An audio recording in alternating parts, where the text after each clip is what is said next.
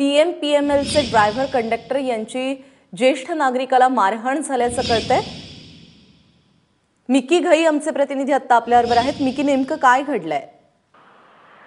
प्राजक्ता, पुण्यातील जे पीएमपीएमएलचे चालक आहेत त्यांच्याकडून एका वरिष्ठ जे नागरिक आहेत त्यांना मारहाण झाल्याचा एक प्रकार समोर आलेला आहे।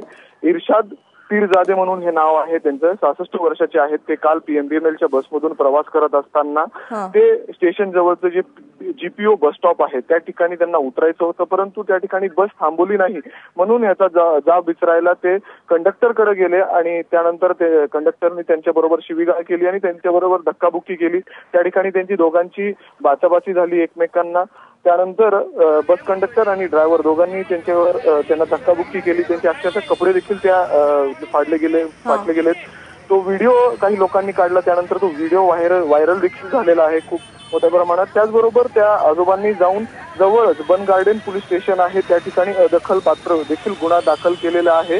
आता पोलीस कारवाई करतायत, परंतु अजून देखील कुणालाही यावर अटक करण्यात आलेली नाहीये, बोलवण्यात आलेलं नाहीये।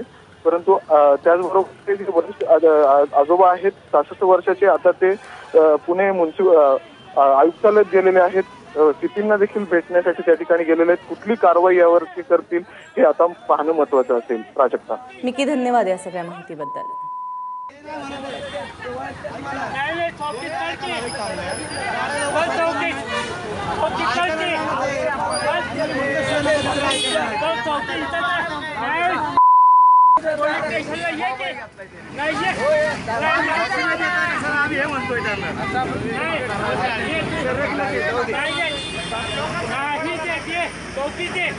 लोकांचा